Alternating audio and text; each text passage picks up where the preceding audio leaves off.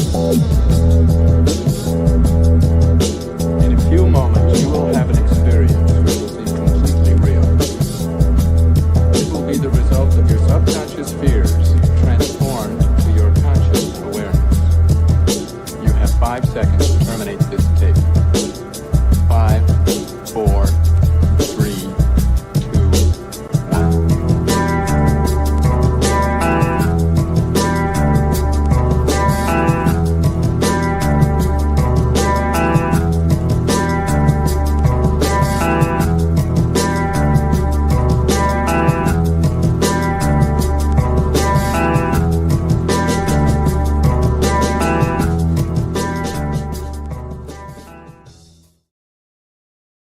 What's going on, everybody? How's it hanging tonight? Happy Wednesday, and we are back for another We Are So Back Wednesday, another BG-Cast Wednesday Live podcast. So before I get to my guest tonight, I have a couple things I want to say real quick. First off, I want to thank all of the new subscribers and followers over on Rumble and YouTube. Thank you so much, guys, for joining the BG-Cast family, where we sit in this very unknown, uncharted, and strange territory for this batch of humanity, and we're all trying to understand it. We're all trying to come to grips with it, and we're trying to learn about it, learn about ourselves, our true nature, the spiritual nature of this reality. So nonetheless, I want to thank everybody over on YouTube and Rumble, all of the new subscribers, for coming in and joining the BG-Cast family, guys, where we learn together. So nonetheless, I have another announcement I want to make, and this is going to kind of be the first official advertisement for this. I want everybody here to know that I opened a business. Yes, I have started a business. So it is going to be called BG Body, Mind, Spirit. And one of the biggest things we're going to be offering is holistic life coaching, more of a spiritual approach to life coaching. We are going to be offering total body, mind, and spirit health programs. We will be offering, certified personal training, if that's something you're looking into. If you just want to go the body route, we will be offering Kundalini yoga workshops. We will be offering breathwork workshops, and I'm actually collaborating with a couple of people. We will potentially have somebody with a true mental health degree working alongside me as well in this, based on a conversation I'll probably be having later this week. So let me just show you guys the website real quick. I'm going to tell you how to get to the website. Let me pull it up here. I actually want to give credit to Transcending Ascension. She helped me build this website, so I want to give some props to her on that. But nonetheless, let's pull it up here. So, guys, this is the website. We got BG, Body, Mind, and Spirit. We will be doing Kriya Guide, Embodiment Coach, and Soul Mentor. My work bridges spirit and structure, energy and effort. Absolutely. And yes, I will teach you how to breathe deeper, move smarter, and live from your center, not from your chaos. Whether you're seeking physical mastery or inner clarity, this is the beginning of your return. So, guys, if you are interested in any of this stuff, I know some of you have been with me for a while here, and you know how passionate I am about every single thing I just talked about. If you're interested in maybe sitting down for a one-on-one consultation, let me know, guys. You know where to find me, and I will link you to all of my socials and my email at the end. So I just wanted to show that to you guys. This is what's happening in BG-Cast world. We are trying to take it to the next level. We are trying to, start doing what we love for a living here, as opposed to, doing what we're good at or what we have to. So, and that's one of the biggest things I think is the biggest crock that I've, heard growing up. Is I was always told, you don't work doing what you love, you work doing what you're good at. So, and I think that's a crock. I think you can do what you love and still live comfortably and still make money and still live a joyful, abundant life. So let's smash that spell out of this reality. I plan on smashing this spell out of this reality for myself. But nonetheless, let's get to my guest. So, guys, if you remember, of course you remember Mr. Heavyweights Light Feels, Andrew Lordson. He's been on my show a couple times, and we had the Brothers Blue back on the show. I want to say around the end of season 2 of BG-Cast, and I have still been talking with Cody and Kyle of the Brothers Blue, and tonight I have Kyle who wants to sit down with me. We're going to chat about some things and kind of dive a little bit more into anarchism. We're going to dive a little bit more into capitalism, and potentially the Epstein files. We're going to be kind of breaking down his opinion on that as well. So this should be an interesting conversation. But nonetheless, let me welcome to the stage Kyle Shyrock of the Brothers Blue. Hey, Kyle, what's going on tonight, man? Hey, Steve. Thanks for having me. Absolutely, man. So since this is your first solo appearance on the show, why don't you tell everybody a little bit about yourself and your outlook on things and about the Brothers Blue? Yeah. The Brothers Blue started as a sort of political thing that me and my brother just wanted to do, and we were doing this thing where we would get together and have a conversation, and then we're like, hey, we should turn this into a podcast, like everybody else does. And so we did that, and we're doing our thing. With that being said, Brothers Blue podcast, and about me personally is I'm a high school teacher, so right now, thankfully, I'm on summer break, so that's nice. I guess other than all of that, I've recently kind of gone through a sort of life event that changed my perspective on all of this, like the interactions that we've been having and whatnot. So I hope we can continue to collaborate in a positive way, because I really don't have time for the negative. I'm with you, man, and you know me, I'm not a huge fan of negativity either. We try to keep it negativity free here on BG-Cast, and yeah, but I'm curious if you don't mind. I want, and if you're comfortable sharing this, I'm curious about this life event.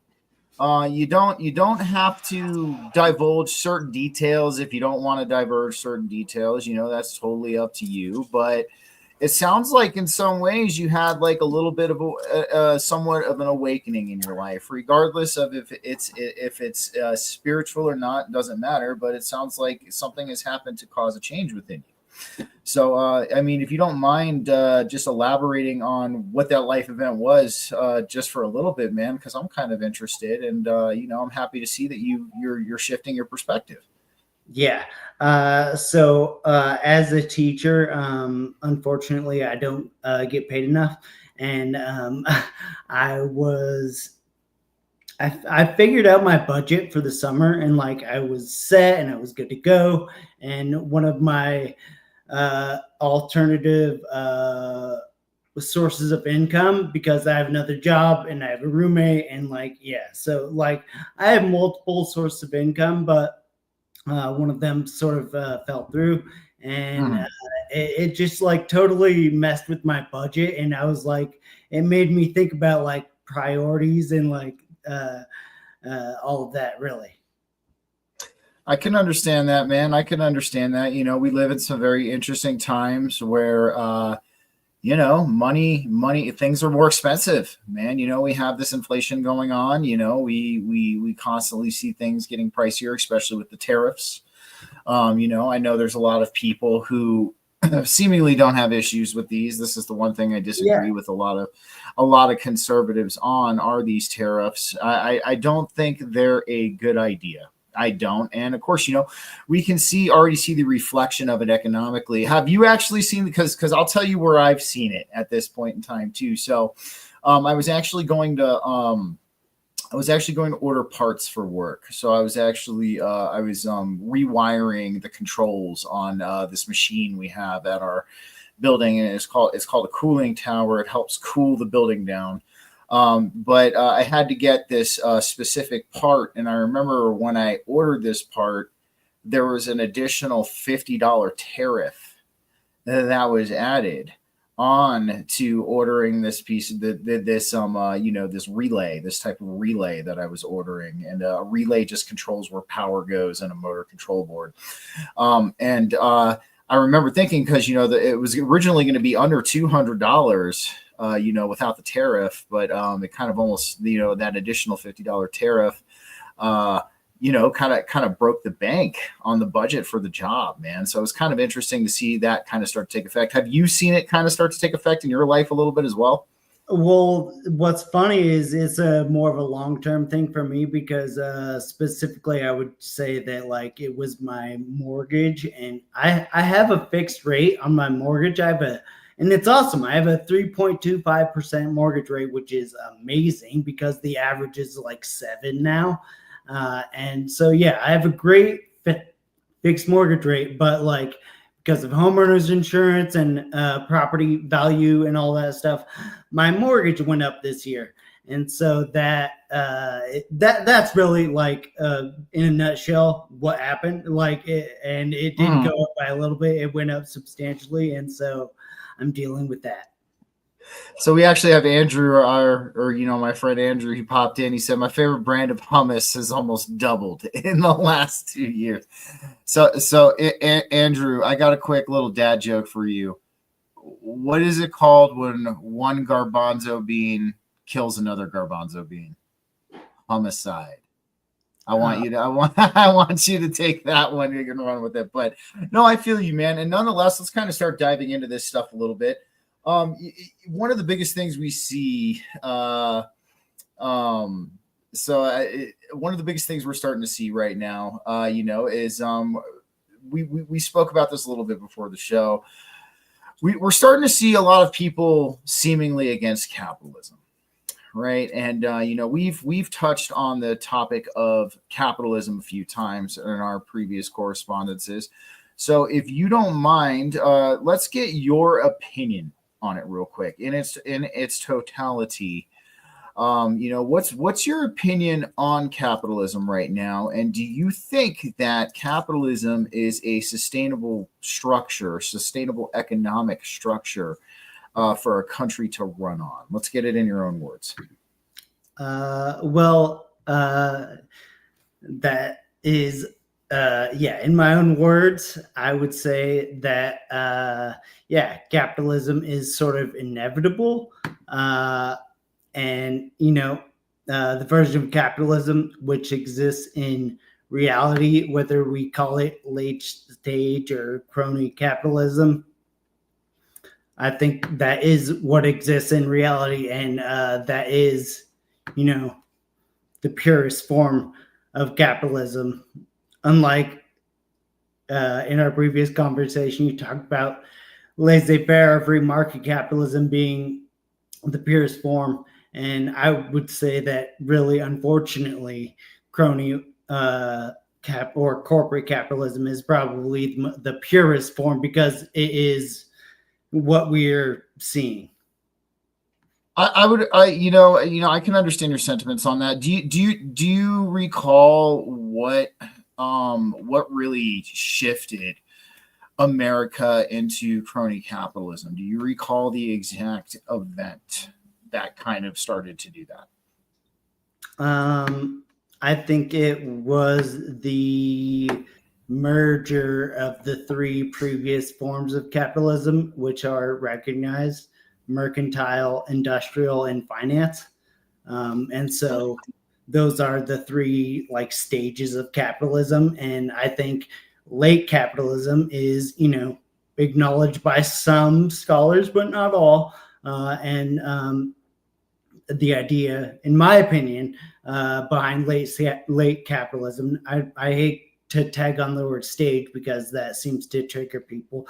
But if you just call it late capitalism, I think that, again, is in my opinion, a reference to the amalgamation of mercantile, industrial, and finance capitalism, because I can point to literally different points or different parts of the American economy that are mercantile, that are industrial, and that are finance.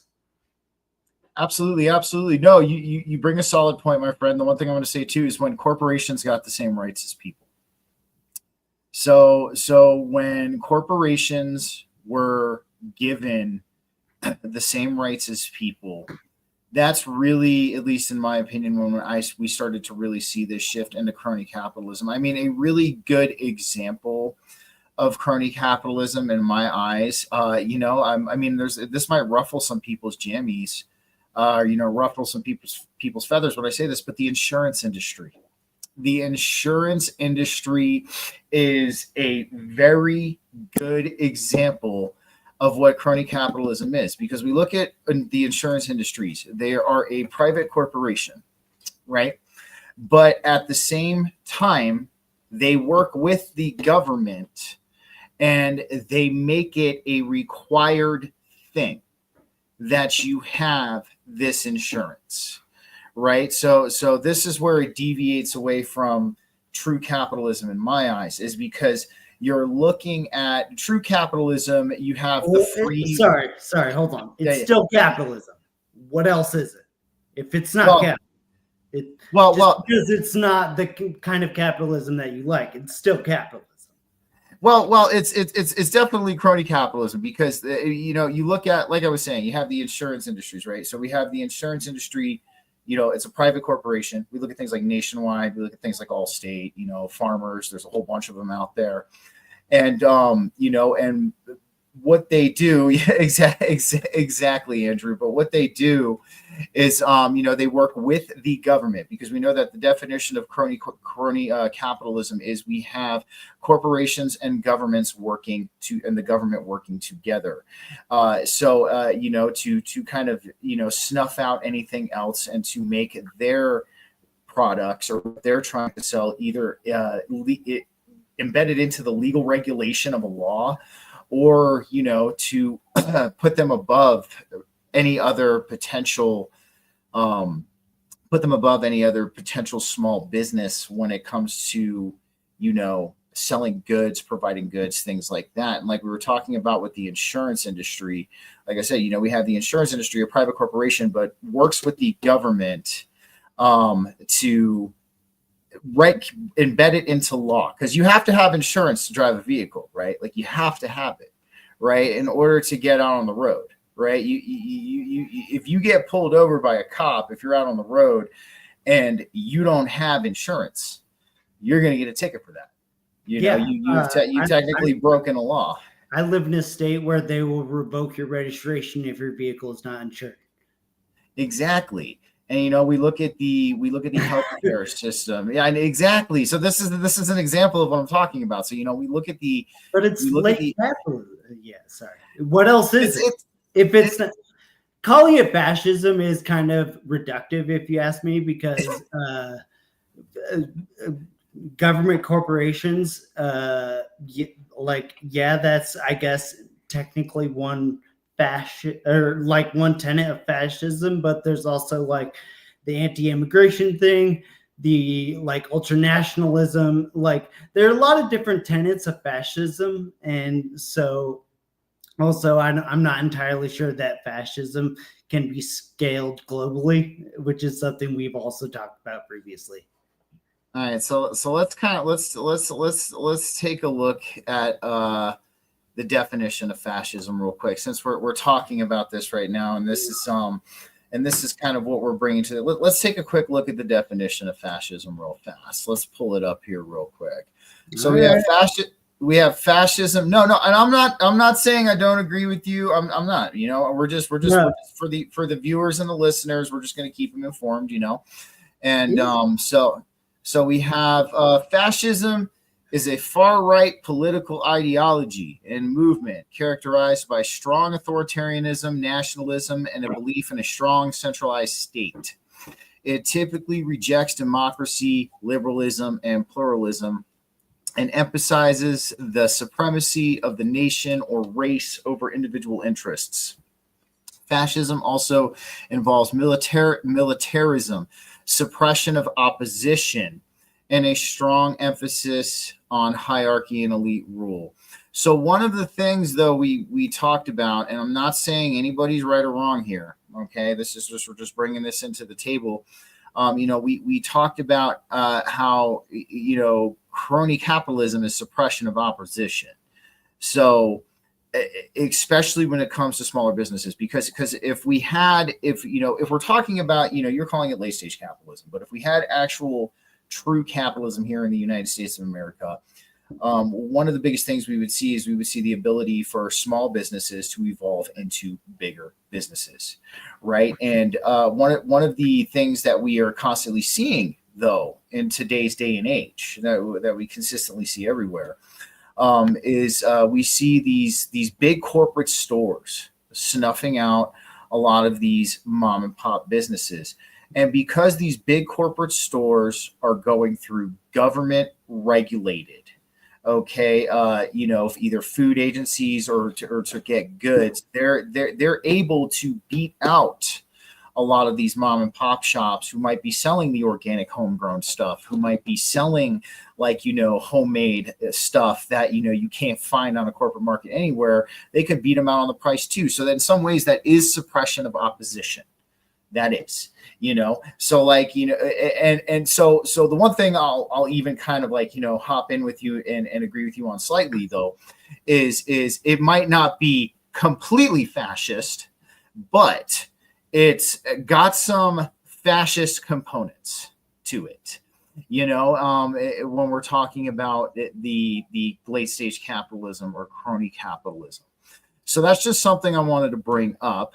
But so nonetheless, I guess my next question to you would be, man, do you think there could potentially be something better than capitalism? Do you think that potentially there could be a different kind of system that would service the people in a better way than what we are doing right now? I believe there is. I do. And I think you might have an idea of something along those lines as well. So I kind of want to pick your brain. I'm kind of curious. Do you think there's something that we could potentially be doing better here? No. And so I'm very happy to hear your answer to that, because again, really, I don't think that us and our big brains have figured out how to merge capitalism and socialism in the perfect synergy, which is, I guess what would be the post-capitalist utopia. But that's really where I'm at, is that there is no pure socialism, pure capitalism. Even in communist China, when they're trying really, really, really, really hard, there were aspects of capitalism that were just there. And so I don't know. Do you think a stateless anarchist society would be what would replace capitalism? So we've definitely talked about this before, and but I'll bring it up again for sure, because it's good. It's good to kind of get this out there, because even though, yes, in my personal philosophy, I am an anarchist. Yes, I am. I understand that the greater collective that we're dealing with right now, the greater collective of people on this planet, especially in the United States, but everywhere else on this planet, they are not morally, ethically, emotionally, mentally ready for something like that. And, one of the biggest things we use to see about individuals who are capable of self-governing, I think a lot of you have heard out there the shopping cart analogy. But for those of you who have not, I'll go ahead and kind of lay it out on the table. So the shopping cart analogy deals with two types of individuals: the individual who returns the shopping cart to the cartwell, or the individual who does not return the cart to the cartwell. So the individual who returns the shopping cart to the cartwell, even though there is no law stating they need to do so, even though there is no order stating that they need to do so, even though they know there's no penalty against them, that is stated that if they don't do it, they're going to get penalized, they still return the cart to the cartwell or back to the store. And in this analogy, we know that these people who return, I'm one of these people because that's one of my biggest pet peeves, man. I go to the grocery store, I'm trying to buy some food, and somebody left 50 carts in a parking space that I'm trying to park in. It might be the only space that's available for me to park in that's remotely close to where I need to go. And, we have somebody who left like 50 shopping carts in it. Okay. It grinds my gears. I absolutely can't stand it. It's like, it's like the cartwell's right there. You could take it over there. It's like takes 1 second of your time, maybe 10, 15 seconds of your time just to go walk over there and just throw it in the damn cartwell. But then you have the person. My mind is people that don't care about it. They're like, you really care that much? And it's like, yes, I do. Exactly. So you would be somebody who's capable of self-governing. And but then you have the individuals who don't return the carts to the cartwells. The individuals that just leave them scattered out all over the parking lot. Or the individuals that leave them in parking spaces. Shoot, I see some individuals leave them in the grass at the back of the parking lot. All that, and we know that these individuals are not really capable of self-governing themselves. So, I mean, thank you, Karen, for stopping in. I appreciate you being here. So, we use the shopping cart now. Now, don't get me wrong, man. I'm sure, this is a good example for what I mean, too, that there's not a lot of people who are morally, ethically, emotionally, or mentally ready to handle this. Because how many times do you pull up into the grocery store parking lot and see shopping carts just littered all over the parking lot? So I'm sure, I don't know what kind of grocery chain you got out there. We got King Supers here in Colorado. I don't know if you I lived in Denver for many years. So all about King Supers. Yep. And bad things in King Supers. Yeah.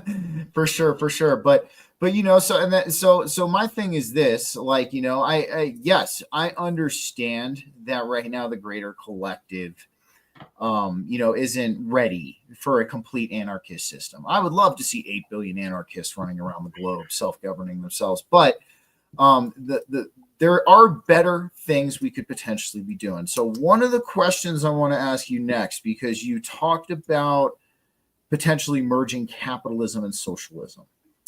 So one of the questions is on topic, but it's just it's segueing into what we're going to kind of be breaking down.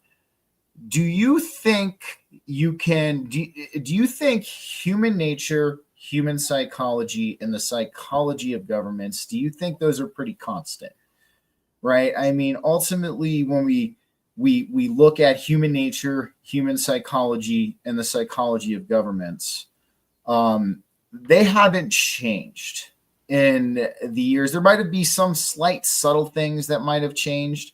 We don't have to go really hunt for food anymore. We have shelter. We have all these things if we're going by the consensual narrative of history. But nonetheless, we still have the same psychological issues, the psychological problems. We still have the same psychological schemas about. Do you think that these are pretty constant, these three things: human nature, human psychology, and the psychology of governments? Yeah, and thanks for your question. And I'm sorry to answer your question with another question, but this is actually something that I've been wanting to ask you because I think about, I watch your stuff and I think about the way you think. I appreciate that. Thank you. Yeah.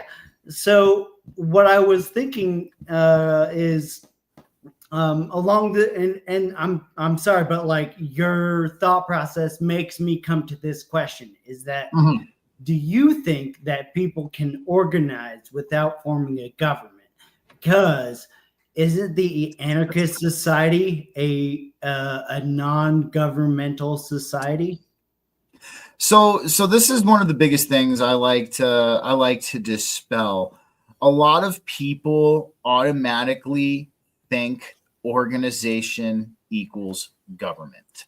Yeah. And so it can and it can't. It depends on your mentality, your perspective. It depends on what your goals that you are trying to achieve.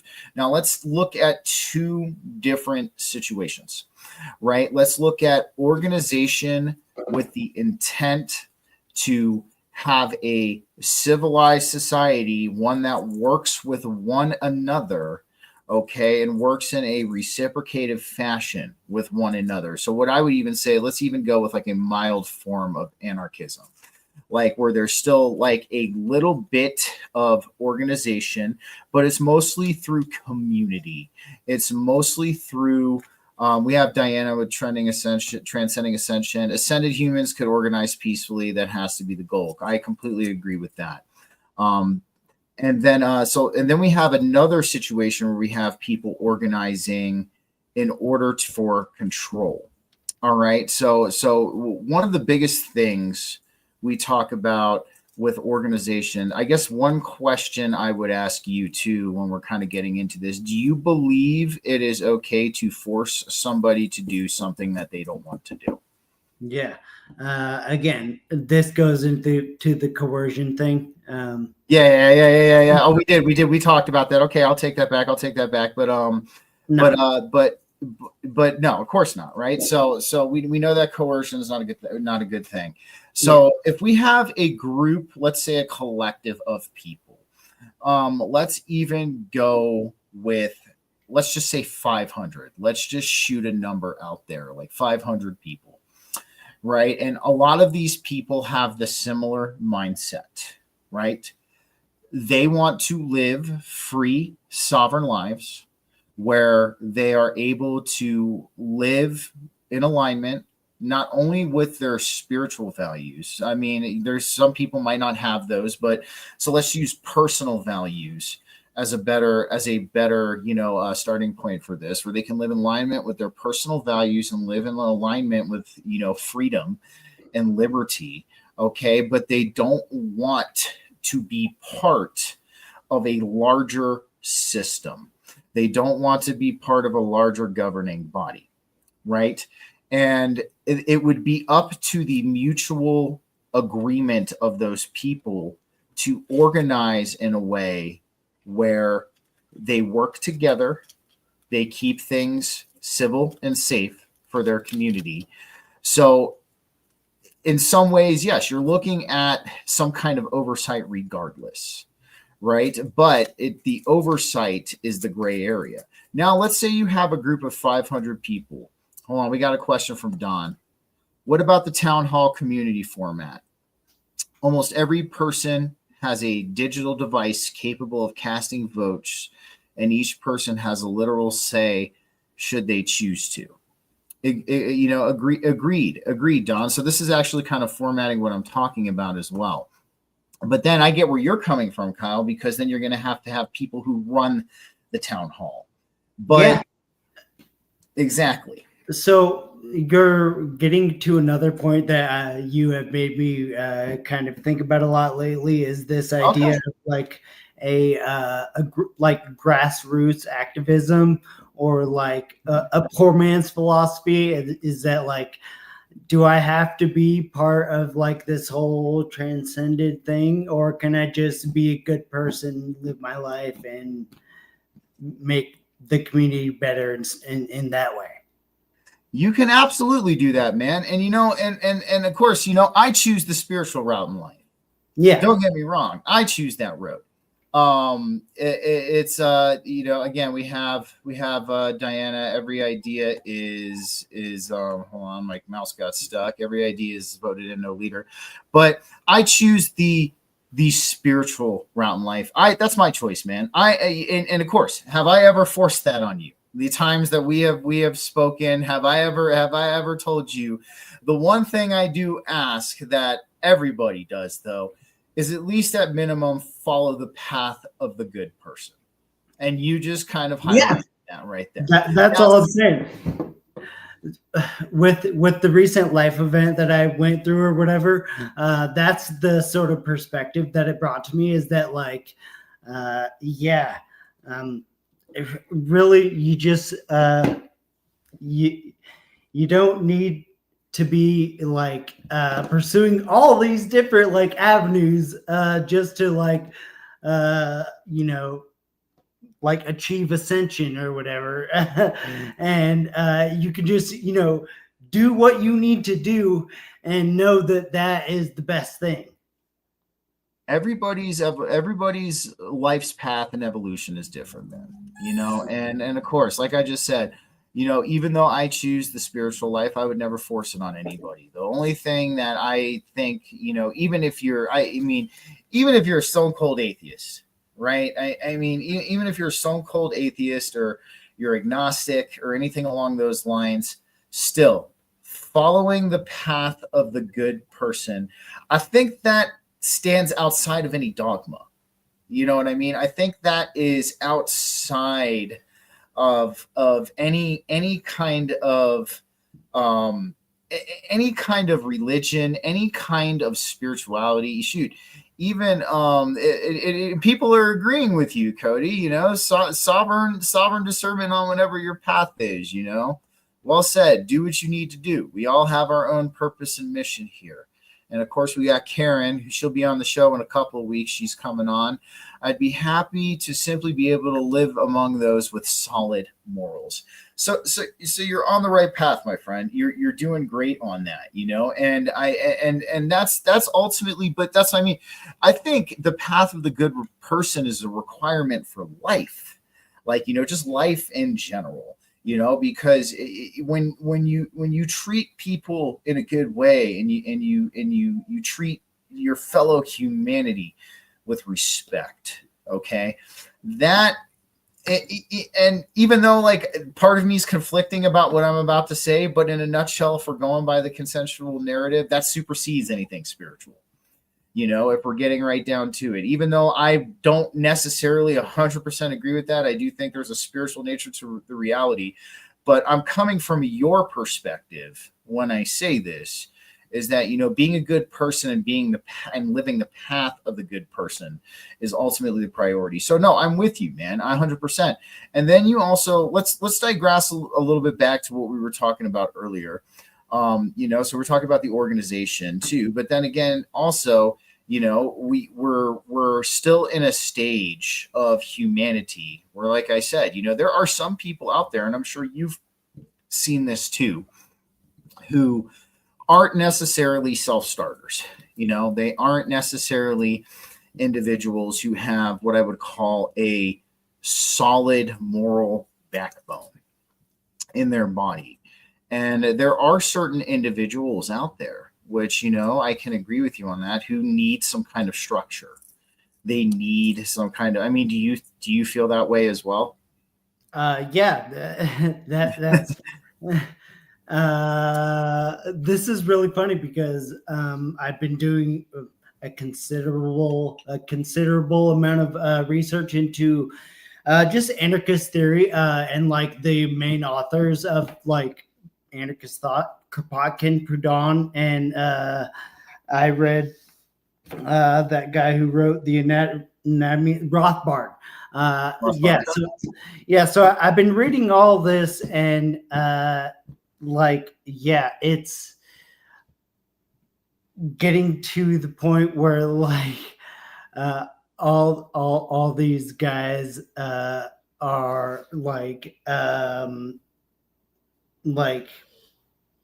trying to push against Marx and his whole like communism thing, and like his manifesto, and like you read their stuff and it's so like based in Europe at the time in the 1800s, and it's like, oh wow, it gets a little exhausting. I'm with you. I'm 100%, man. One of the things I'll say, you know, I did ask you that question, you know, so we know that human nature, human psychology, and the psychology of governments have been pretty constant throughout human history. And, you know, that's one of the biggest things. That's why when we talk about these subjects, I lead with these three topics, because human nature, human psychology, and the psychology of governments, they can't be debated, they can't be debunked, and they can't be discounted. They are what they are. They're in the flesh. You can't. There's nothing about them that can be really chastised. It is what it is. So that's why I like to kind of lead with these three topics when I go into this conversation, because when we build a foundation with these three topics, we can get a greater understanding for a lot of the stuff that occurs in our world. And that's why, and even if we look at human nature, human psychology, and the psychology of governments, just taking those three things alone, we can see just with those three things that 75% or possibly more of the conspiracies that we hear about could potentially be true, just taking those three things into account. And one of the biggest things that that we see with, the fact that human nature, human psychology, and the psychology of government's not changing, you might not get the same results as the past instances, but you will get similar ones. That's and that's why I'm happy, even though you're a proud gun owner, you understand the Second Amendment right, you hold stock and faith in that right, you understand its importance, and that's one thing you and I are always going to agree on, and we're always going to have respect for each other for, because ultimately I know there's a lot of people who have feelings about guns, but right now here in the States, they are a big part of our sovereignty. They're a big part of our, our being able to defend against a tyrannical government. But with that being said, so if we look at past instances, let's look at some past socialist countries. Let's take a look at Cuba. Now, you know what happened in Cuba, right? No, not really. Everything kind of fell, man. People were waiting at food banks to get food. Everything kind of went into disarray. Castro kind of let it all fall apart, man. We look at a lot of these different socialist countries or countries that have used communism. I mean, even let's take a look at China right now. China, I was actually talking with somebody about this today.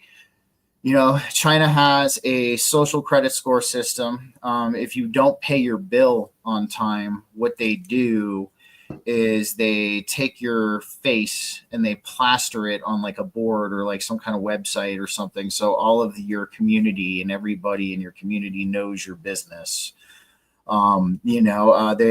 I guess they have lightened up on the one child rule, but before you were only allowed to have one child, and it had to be a boy. But nonetheless, I'm not going to dive into it too much. And then we also hold on before you go too far. First of all, Cuba, despite the embargo, has better healthcare outcomes and literacy rates than we do. Chile, we basically went in and were like, socialism, no. And China is more capitalist than ever. China's capitalist. Okay, well, that I don't know if we're going to agree on that, but are you talking about present day Cuba, or are you talking about Cuba under Castro's reign? Cuba has better healthcare outcomes and better literacy rates than we do. I don't even need to Google that to find it. Yeah.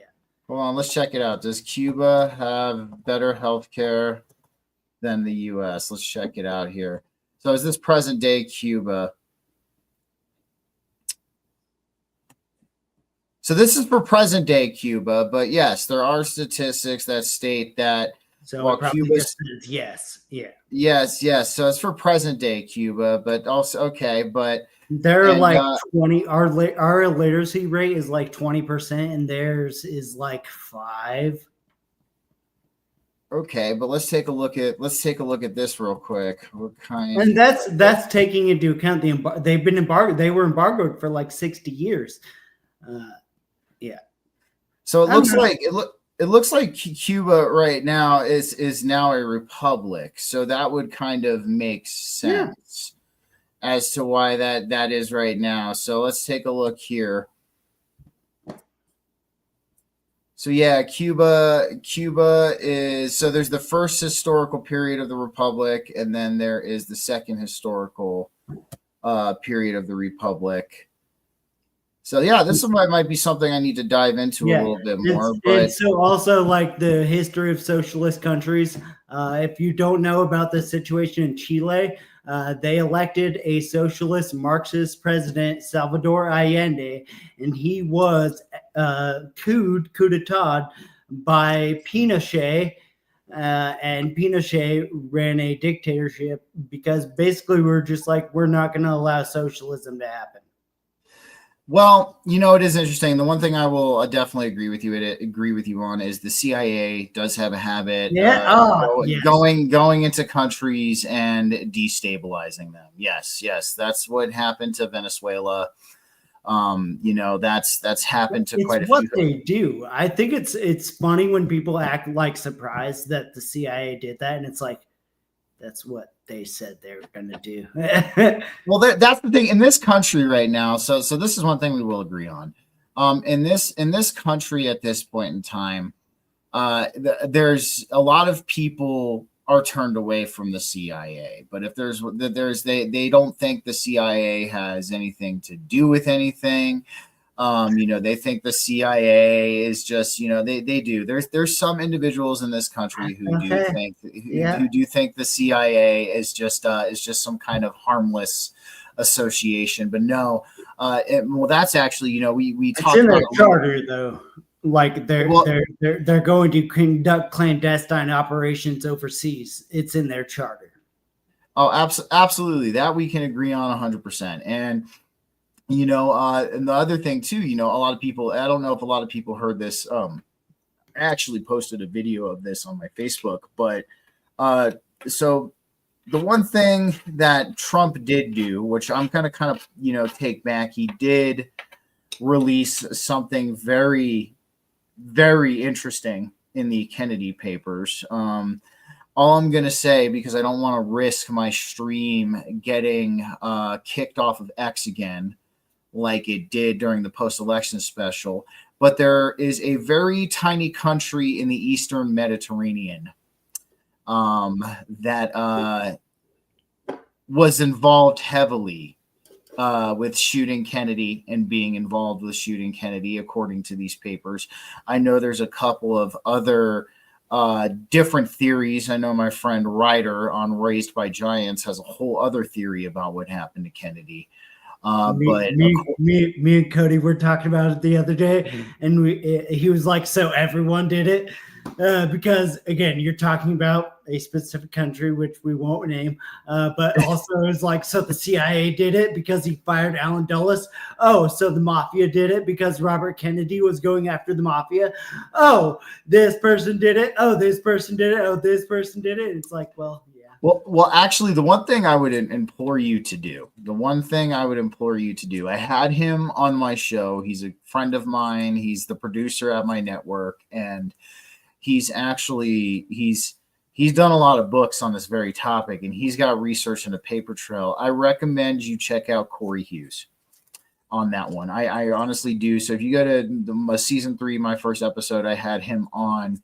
If there's anybody who is the most knowledgeable in the Kennedy assassination that I know, it would be him. But here's the thing. He explains, and I don't remember the exact breakdown, but one of the biggest things at that period of time when Kennedy was in office, the CIA, the intelligence agency of that small country in the Eastern Mediterranean, and the mob were essentially operating as one unit at that time. They were operating as one unit around that time. So, and of course, we got people vouching for Corey here. I've lived with Corey for a few months. We used to smoke tabs, and he could talk for hours. Corey's a dab snob, Andrew. He only smokes the finest from what I've seen. So I gotta at least throw that out there. And then Don coming in. Go ahead. Were you saying? I must say this is one of the again, as a history teacher, it is really unfortunate that this is one of the topics that I have to cover because again, I'm not really able to cover it in the way that I think it should be covered because of that's just the world we live in. I'm a high school teacher in Arizona, and they're pretty strict on what we teach here. It really, that again though, that lake is something I haven't heard, and I heard on your show, and it was like, oh, I gotta look into that. Yeah, Absolutely. No, absolutely, man. So yeah, that's why, like, when you and Corey, yeah. So, and I agree with Karen on here too. Statistics can be easily manipulated and cherry picked. Media is weaponized. History has been edited. Only good faith efforts working together can work. That I completely agree with, Karen. You know that. Go ahead. What did you say, Kyle? It's hard to be a history teacher. I can imagine, especially with a lot of the stuff, that is coming out about a lot of things, man. I can get it. You're starting to see a different side of things. But Karen brought up a really good point. Statistics can be easily manipulated and cherry picked. The media is weaponized. History has been edited. Only good faith efforts working together can work. And that's it. And I actually kind of want to bring an example up of this on how easy it is. So, I wish I still had the article saved because it was free, but I will tell you guys where to find it. So it's in the scientific journal called Nature, and it talks about the grave ethics violations in the scientific community that have been going on. So if you want to go over to nature.com and look up grave ethics violations in the scientific community, you will be able to find the article. It's free to read the first time, but then they're going to charge you for the second time if you want to go back to it. So just an FYI. But in this article, it talks about how scientific data and statistical data is manipulated. There are corporate interests involved. People have been harassed. They have been bullied. Even on some terms, sexually assaulted by higher ups in these scientific institutions to produce certain data or to put out certain statistics that put whatever they're trying to put out, whether it be a vaccine, whether it be a medication, whether it be a line of treatment, whether it be a lot of these things, to put that in a more favorable light. And actually one of the best things I use to talk to a lot of people, Kyle, about this is, let's get bare basic here. So in this world, money is everything, right? Money talks, bullshit walks, right? Like, when it comes down to anything in this world, it's money. Right. So, when we look at that, right, everything is evolved around this currency. It's evolved around whether it be the dollar here, whether it be, the yuan in China, wherever it may be. Everything is involved around money, cash flow, profit, currency. So Okay. Yeah, go ahead. What were you say? I have a thought experiment that, again, you've made me think. I posed this thought experiment to a couple different people, and again, it's just made me think about, or you have made me think about it over and over. So within the study of economics, there are three different types of economies: the traditional, the market, and the command. Traditional is like a barter economy. Market is market, and command is like the idea behind communism, the command economy. Mm-hmm. And so to go from a traditional economy to a market economy, a currency of exchange is required. Absolutely. I'm not disagreeing with you. Okay. So in order to adequately ascertain the value of a currency, it must be regulated. Somebody has to determine the value of that currency. Absolutely. Okay, so if you follow this chain of logic, a free market economy cannot exist in reality. There has to be some sort of regulation when you go from a traditional to a market economy, because a currency is required. And I'm not disagreeing with you there, and but that Yeah, not disagreeing with you. Let me finish up what I was going to be saying. But I mean, no, of course, what you're saying is not about wrong. that. Yeah. So, and then we also have Andrew chiming in. The market itself regulates the currency, which is definitely, that is something there as well. But what I'm saying is, what I'm talking about is something a little bit different here. So let's let's put it this way. So we know that money talks, bullshit walks in this world, right? So like if you want anything in this world, everything and anything revolves around money at this point in our world. So when we take that statement, when we take that statement, we understand that things like government, things like healthcare, things like the scientific institution, things like the education system, they're all businesses first, public masks second, right? So that's something too we have to take, because I mean you got to look at the United States of America is a corporation in and of itself. Yeah, it is. It is a corporation. Well, it's like 50 corporations in a trench coat. Yeah. That's a good point. It is. It's about 50 corporations in a trench coat, but nonetheless, corporation. So, but with that being said, so we know that everything is essentially a business first, public mask second. So we know that the government, based on the psychology of governments, it puts on the public mask that it's out there for our best interest. It puts on the public mask that it cares about us and wants us to be safe and healthy. But if we're talking about a business, ultimately we know throughout this line of government psychology that the government really only cares about itself. Okay, it cares about itself. It cares about staying in power. It cares about maintaining social order amongst people. Okay, it cares about all of that. So if we know that everything is a business first and the public mask second, let's take a look at this. So let's take a look at the corporations that pay subsidies, or pay into a trust for a particular media station like MSNBC. So we have Boeing, DARPA, Skunkworks, Moderna, Johnson & Johnson. We have, very, very well potentially, we got a comment from Don. I think it's actually illegal to barter in Canada now. It shouldn't be illegal to barter in Canada, Don. What is going on up there? It should not be illegal. I want some Berta beef, and if I got to barter some Colorado beef with you to get some Berta beef, then I'm just going to have the Berta beef. Yeah. So no, Don was telling me that the Berta beef is the best beef in the world. I don't know. I haven't tried it. I want to try it. But so, if we see all of these corporations involved, and, let's not forget about BlackRock. We know that BlackRock owns a vast majority of these media stations as well. We also know that BlackRock has been buying up a lot of public land and a lot of housing. They've been driving up the market of homes. That's a whole different rabbit hole for another time. But so let's say you're a person working at MSNBC right now, and you have to do a story on a vaccine.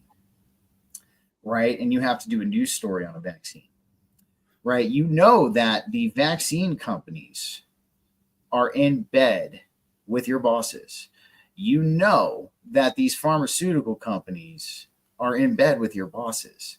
Okay. You know that they are paying your paycheck. All right. So my question to you, Kyle, is the average person going to speak out against, or are they going to bite the hand that feeds when it comes to delivering this information on this said vaccine? I guess to answer that question immediately, unfortunately, I don't think people are on the level. You said it a million times. People are emotionally, psychologically, whatever. People are not ready to receive this information en masse, in my opinion. And I think that's, kind of what you have said previously. And something I wanted to get back to earlier, because I kind of rambled about those the anarchist authors. But really what I was talking about, and it's what you were talking about, is the idea of the social contract. And this goes into the psychology of governments and all that stuff. And that is, what, like, specifically the guy who wrote Mutual Aid, Kropotkin, like, yeah, the social contract is his thing. It's like people come together. Like, we do better when we collectivize.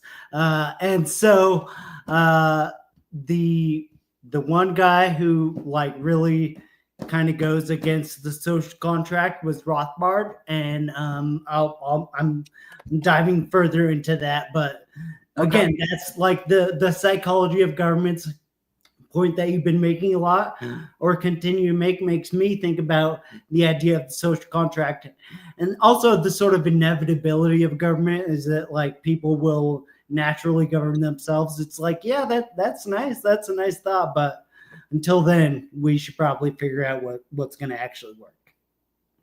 Well, no, and and like I said, I'm not disagreeing with you there. It's interesting, the whole, and that's, I understand, you brought up collectivism, and, collectivism, depending on which narrative you're coming from. Okay. Yeah. Depending on which, because there's the thing about collectivism. Yeah. There's quite a few narratives on that one. Yeah. I feel the same way about individualism, because especially on, like, the left, they, like, view individualism as a bad thing, like, generally, but in my opinion, like, individualism is, like, the best. Like, individualism and collectivism, like, both work best when they are together. Like, we can all best achieve individualism if we collectivize. Okay. Well. Okay. So we're going down the right road here. That's pretty interesting. So, but yeah, no. So really, what makes, and now we're diving into. Hold on, we have Dawn here coming on, and I think many in the media are blissfully unaware and just read the teleprompter willfully, or read the teleprompter or willfully ignorant. That could be it. Who watches network news these days? Like, yeah, nobody does. And if you are being, actually, there was a meme I brought up. Let me bring it up real quick. Hold on. There's a meme that was actually in the intro video. I have it right here. I'm gonna pull it up real fast.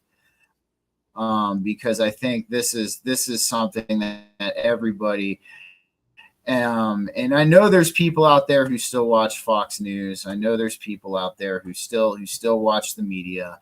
But let's bring this up real quick here. Let me see if I have it. I did pull it up. So let me see here. Hold on. Let me go back and find it real quick. Let me pull that up. Let me share it, because this meme definitely describes your browser has blocked my screen. No, it has. No, it has not. What is going on here? Let me see if I can pull up. So I can't pull up the meme. It's unfortunate, but I'll read it real quick. Let me just read it real fast. So it says, and it's a guy sitting down with a blindfold, and somebody spoon feeding him something with a blindfold, and it said, "Would you blindfold yourself and eat whatever someone fed you? No? Then stop letting the media do it to you." So that is just something I wanted to throw in there real quick. But go ahead, Kyle. What were you saying? No, this is totally left field and, like, not related at all. But another thing that you made me think of, because again, I watch your show every week and I love it. And I appreciate you, man. And let me tell you what, like, Kyle, I look forward to seeing you in the chat, man. I know Cody's in the chat under Brothers Blue right now. Hey, Cody, how's it going, man? So yeah, it's fun. Again, I don't. I don't know whether or not this is a good or bad thing, but I'm probably not like a lot of the guests that you have on. Again, another thing that you've been making me think of, and like, I looked up the freaking definition of it, because you use the word sovereign a lot, and our mutual acquaintance Andrew also uses the word sovereign a lot, again, I was just like looking at the definition and drilling down on the concept, and like, I really think that, like, and sometimes you guys, and I hate to conflate you, but you will sort of use the term agency synonymously. And I think that's fine. But like, I think a lot of times when you are talking about sovereignty, what you really mean is agency, because again, the definition of sovereignty is a reference to state authority. And no offense, you're not exactly a fan of the state. Oh, of course not. Of course not. So that's so I guess what we should do is we should, which I'll agree with you on. Nobody's perfect here. We should say personal sovereignty, human sovereignty. Yeah, which when we talk, sovereign human beings. So that's normally the context that we're using it in. Yeah, that's the context that we're using it in. We're not using it as in political sovereignty. Yeah. You know what I mean? Yeah. So, but let's look up the definition of agency real quick then. So let's take a look at that here. So yeah. I'm sorry. I have to grab my charger. You're okay. Give me 1 second. Anyways, guys, I want to thank you for hanging in there and staying in tonight. Other than that, next week on the show, we actually have a guest. Her name is Doris, and we are going to be talking about the spiritual relationship between schizophrenia and psychosis. So that's going to be an interesting episode for next week. And yep. And Woot, of course, Diana. Yep. And no, I'm actually really looking forward to that conversation, the spiritual relationship between psychosis and schizophrenia. We've talked about that on our panels quite a bit. And yes, that show I am looking forward to, because you guys know my opinion here. I do think that schizophrenia is not a mental illness. I do think it is a spiritual thing. It is somebody who has the ability to tap into different spiritual frequencies, different spiritual densities, but they do not realize it. So yes, it is very relevant to spiritual awakening. I agree, Diana, for sure. But all right, Kyle, but nonetheless, no, I looked up the definition of agency. So it's giving me a different thing here. We got a business or organization established to provide a particular service. Let's look up personal agency. See if that maybe kind of, because we have personal agency definition. Here we go. So personal agency, an individual's ability to exert control over their own actions and decisions and to perceive themselves as the source of their own behaviors. That I can't disagree with at all. Yeah, exactly. That's what I'm saying is, like, you look at the definition of sovereignty, and I'm sorry, but the word state is like in it. So no. So no, you're correct. Hey man, you know what? I can admit where I need to fine tune things. So we need to be kind of addressing it with personal sovereignty and personal agency also too.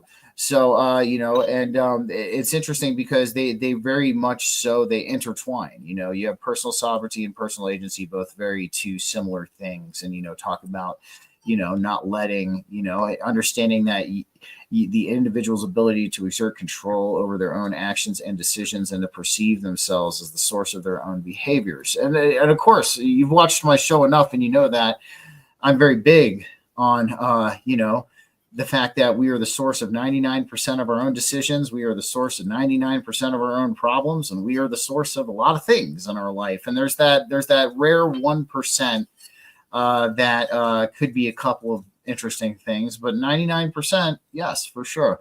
So, but I like that you brought that up. No, and here's the thing, Kyle. Ultimately, because we're not very much different in a lot of ways. We're really not. And that's one thing. And the fact that the best thing I heard tonight is I've been making you think. That I know I've been doing my job well if I've been making you think. The one I've been thinking about, like, our relationship, and ultimately what I've come to, and again, this is a concept that I've been sort of grappling with and trying to make sense in my own head, is that, like, I feel like we're like vibrating on the same frequency, but we might not necessarily be on the same wavelength. Does that make? Okay. So maybe, all right. So maybe we're vibrating. I think a better term for that is we're vibrating on a similar frequency, but not the same octave. Okay. I've been a musician, so I've been a musician for like a long time in my life. So that's one way I would put it. But I dig that. But ultimately, man, before we kind of close out tonight on everything and we kind of start to wind down, I'm glad you've been coming to the shows, man. I'm glad you've been checking out. I've been watching Brothers Blue too, and the number one thing I want to say also too is I've noticed how you guys have improved over the past couple of episodes, man. You guys are getting better with the dialogue. You guys are, getting better with the topics, and keeping it rolling, man. So, I want to say, keep it up, bro. Keep it going, dude, and keep putting the work into it, and keep pushing and keep doing what you feel is right, man. And of course, dude, like I said, ultimately when it comes down to it, no, the spiritual evolution is not something I would push or say is a required thing in this world. But at least for me it is, but I can't say that for everybody else. But the path of the good person, I think should be a requirement. I think should be the ultimate requirement as functioning as a human being in this existence. Yeah. And so before we leave, I'm really sorry to bring up this parasocial topic that I,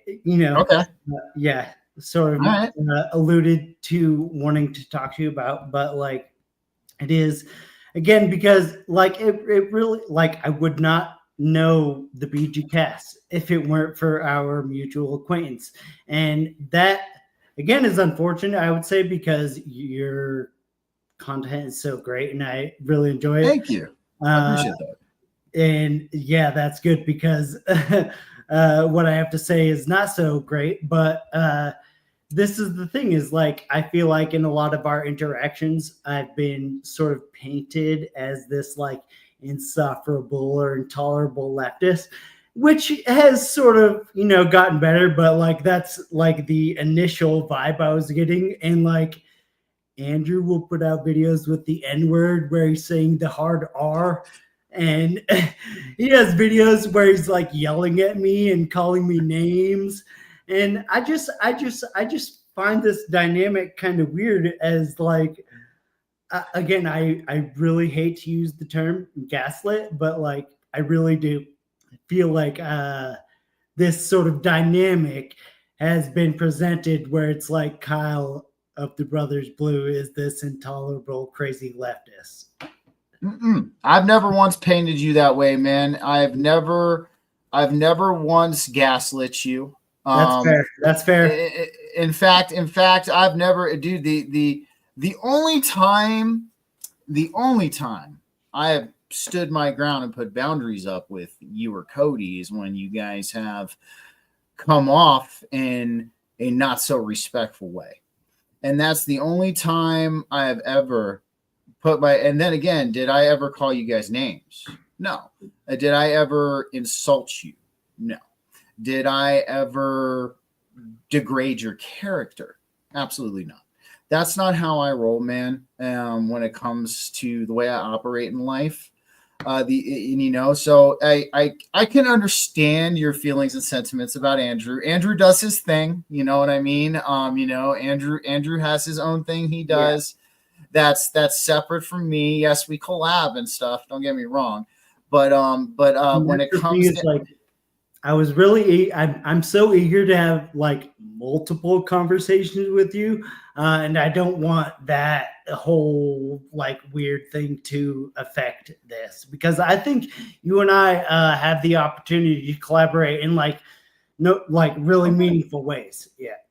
I would agree, man. And and at least I can speak for me. I've never painted you or your brother that way. I've always been very upfront with you guys. I've always been very kind to you guys. And, and because my goal here, is we need to bridge these disconnects in communication. Yes. We need to bridge these disconnects and understanding. And we need to do that. And, and like I said, the only time I've ever put boundaries up with y'all is on that one occasion in the email, based on how Cody was acting in my chat that night. And other than that, man, I've never once gaslit you. I've never once insulted you. I've never once degraded your character, because in my eyes, man, even though we don't agree on everything, you're still a human being. You got feelings, you got emotions, you got a sense of self-respect. You have a life, you have a family, you have all of these things. So that's why I don't treat you that way. You know what I mean? And granted, if you poke me as a bear, I'm going to put my foot down and I'm going to put up my boundaries. That's just what I do. But, when it comes to me just operating with you and having this conversation, no, man, I'm not going to gaslight you. I'm not painting you as some insufferable leftist with Trump derangement syndrome or anything along those lines, man, because you've never once broken out into tears over Trump on my show, or anything along those lines. No. You did have a panel where you talked about me like supporting Fauci or something, and yeah, again, I watch your stuff super closely. So well, there was. If I'm mentioned, I'm gonna notice it. And again, I'm like gaslighting you right now. Like honestly, and this is the last point that I really want to make is okay. I'm trying really hard with the communication breakdown to differentiate the interactions between you, Cody, Andrew, and myself. Okay. And that's 4 different dudes, and we all have like wildly like differing like opinions, which is funny because like you can watch mine and Cody's podcast and literally watch us disagree, and because we're identical twins, it's like watching a guy disagree with himself. It's I gotta admit, that's pretty funny. It is pretty interesting to see a guy disagree with himself. But no, that was due to a show you guys did, I think, really early, where you were talking about I believe it was the World Economic Forum or the World Health Organization. You were talking about one of them, and you said that you didn't think it was such a bad thing, and so that we do disagree on. Yeah, you know that. You know that I do not think the World Economic Forum is a great thing. I do not think the World Health Organization is a great thing. And that's my only thing is the WEF. As far as I'm concerned, it's all public record. Like, yeah, they might be doing some nefarious shit.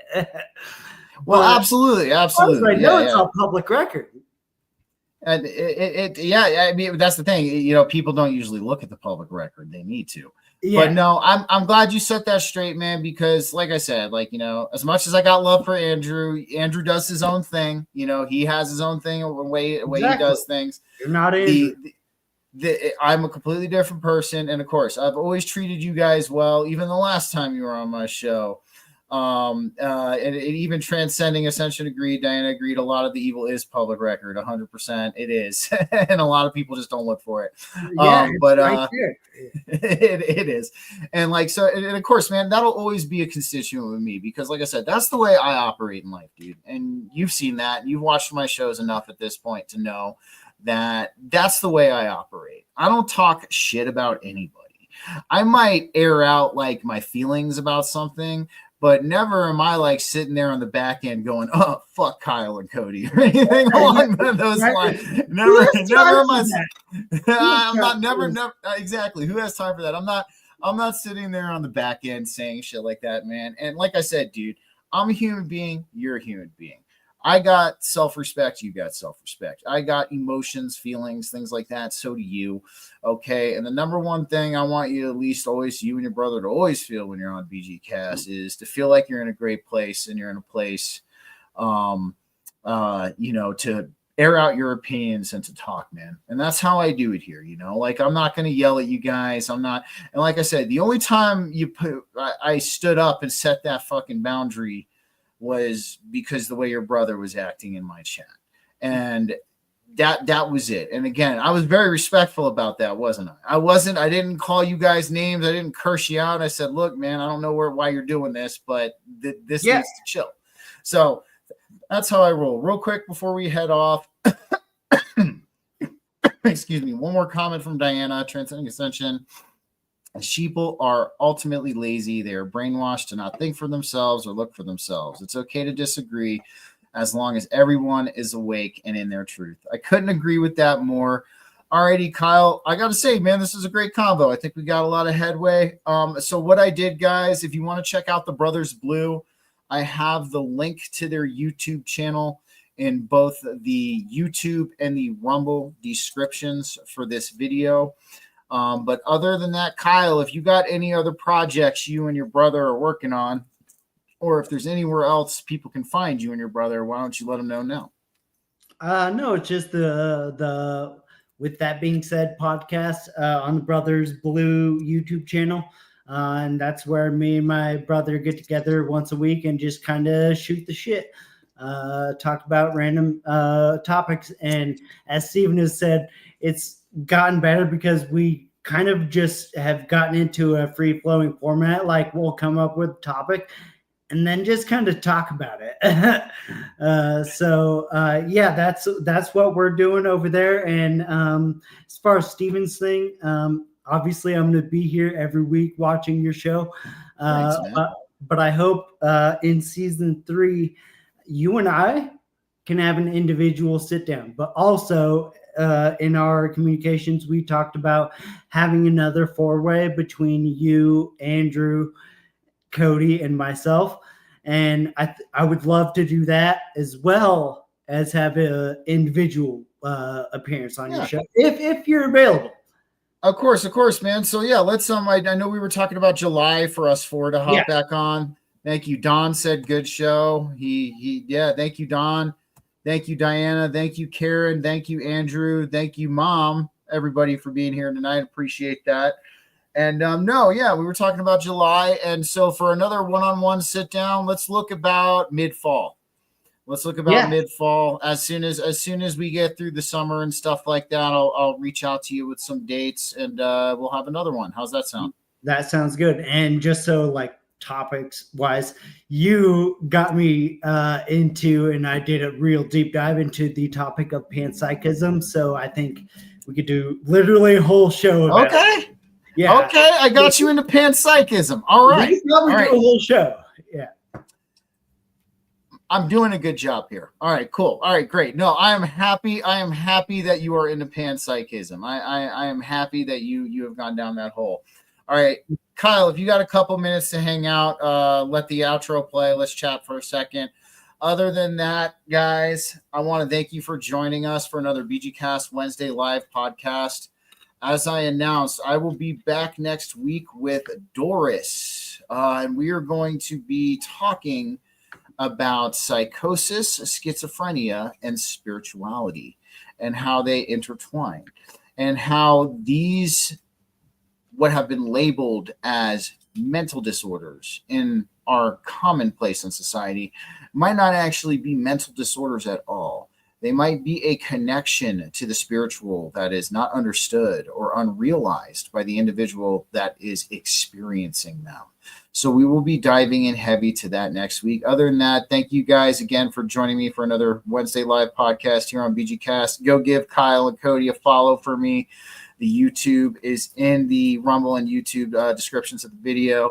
And other than that, guys, we're gonna say it this way tonight: stay safe, stay free, and maintain that personal sovereignty. All right, everybody, have a good one. Enjoy the outro. We'll catch you next week. Collectively together, you were born to rotate with the crowd. You were born to sync with the sacred spiral. The Hercules stream is proof. The cosmos hummus the divergent.